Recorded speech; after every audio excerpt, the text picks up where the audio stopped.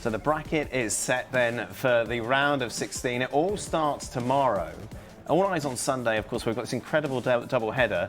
Brazil taking on Norway and then England against Mexico. Now, in theory, the England-Mexico game was supposed to be after the Brazil match. However, there's been a lot of speculation about whether or not the kickoff will be moved. As we welcome in Mark Ogden.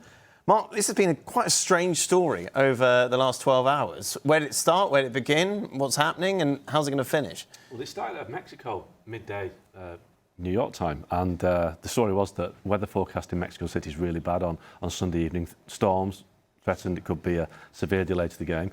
So the next news was that FIFA were speaking to both associations about changing the kickoff time from 6 o'clock local to midday.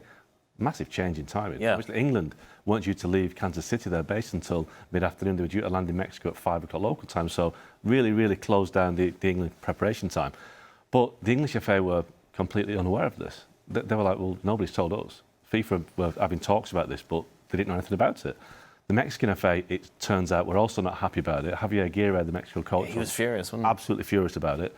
So more talks took place later in the day, to the point where it came out probably 6, 7 o'clock local time that the game was actually going to go back to its original time, despite the weather. So FIFA is still monitoring the weather, but the game is going to be played at 6 o'clock, despite the fact there's going to be bad weather. But is this a fluid situation, or is this set now? It's set now. So that's it. Unless it changes. It's always good to have you on, Ogden. Yeah. Appreciate that. Thank you very much. It's fluid in the sense that it depends on the weather. So obviously FIFA have now decided that game stays where it is. The game in New York or New Jersey stays where it is. That was going to be delayed for an hour, just in case. But if the weather changed at the weekend, we all know what it's like at this time of year. Yeah. The weather could be bad in New York. It could be bad in Mexico City. So as it stands right now, the games are kicking off at the scheduled time. If the game in New York is delayed, does the game in Mexico then get delayed as well? Well, it could be, because there's an article in the FIFA regulation, which I studied today, 6.9 in the World Cup regulation. You're so cool, Mark. Well, exactly. I mean, what else to do in a day in New York? Oh, yeah.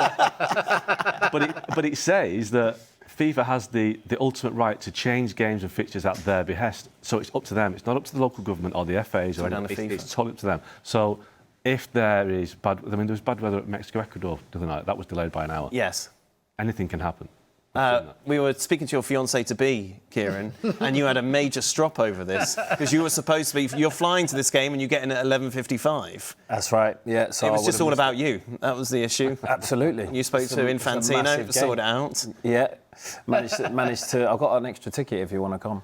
No, I'm Did you see England are flying in the same day? No, England arrived in Mexico City at, I think, 5 Yeah, they're there now, and they're at their secret hotel, which spent a secret Yeah, for because about they have to 5 adjust minutes. to the altitude. They're very clandestine about this whole thing, aren't they, England? Yeah, England wanted to keep it secret, their base in Mexico City, which is kind of funny, because obviously you'd imagine that the staff at the hotel might tell their mates. Yeah, exactly. England are staying here. How long can you keep that a secret in Mexico City? But they've flown in late because of the situation of the altitude. They've been told that obviously there's no ideal preparation. And you've been writing about this. Beetroot juice? Apparently beetroot juice is a way to... But none of that tonight when we're finished. Well, you never know. Beetroot juice, it apparently opens the arteries to ensure more oxygen through the blood. I mean, this is a serious matter. It's a serious matter because obviously... Yeah. To acclimatise to altitude, you need 2 or 3 weeks. England don't have that. They've got 2 days. Beetroot juice is the beetroot juice, don't laugh, beetroot juice opens the arteries, and caffeine as well. So there's a suggestion that during the hydration breaks, England should obviously load up on caffeine tablets and things just to help them deal with the altitude. So I'm imagining all the Mexicans are getting rid of all the beetroot juice. Yeah. Mexico. Just pretending. Trying everything. Yeah, sure.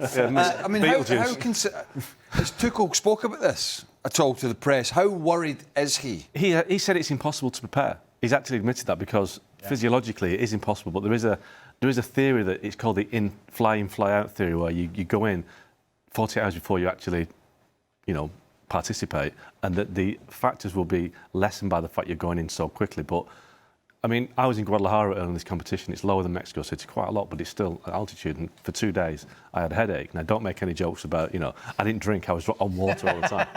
But I'll make jokes about that. It will. Yeah. But, so it does affect players, and the FA are expecting the players to have a bad night's sleep tonight, and not because of the fans, because of the conditions of play. 7,500 feet. Listen, has anybody questioned Infantino or FIFA about allowing Mexico to play all the games in this scenario? But they did play in Guadalajara. They haven't played all the game in Mexico City. So had they not topped the group, they would have had to go somewhere else. So I suppose it. Yeah, but when they had the World Cup in '86, they had some games. Yeah, Stevie coped. Yeah, close to the beach and the sea, and the other ones in Mexico. So Well, they're the hosts. Why have they got to justify where they're playing?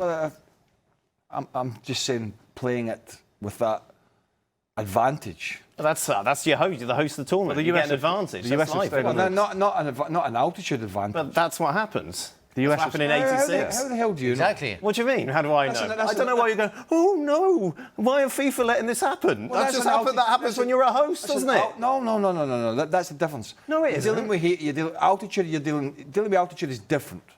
But that's what happens. This is what happens in CONMEBOL qualifying, wherever you play there. That's the home advantage that you have. Well, the USA have played all the games the same time zone. A lot of countries had to fly across the country, change time zones. The US have played everything on the West Coast, so that suits them. So they're basically playing up to the advantage that their hosting status gives them.